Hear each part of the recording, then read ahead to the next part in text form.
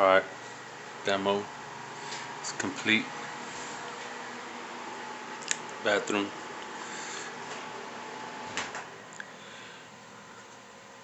Shower tiles on the floor. Oops. On the floor. Everything. Studs are cleaned out of nails and screws. All the flooring throughout the whole house is out. Yes, I know I have a little pile of trash right here, but it should be done in like about an hour, 30 minutes maybe. 30 minutes to an hour max. All the tiles gone from there. And let me tell you, it wasn't easy. Alright.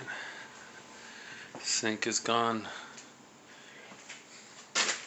And that wasn't easy either because the valve to shut off the hot water is not working, so it was kind of tricky to get it to all work together. Check this receptacle out. It's metal, bro. Not plastic like the new ones from today. Alright, that's it. See you guys.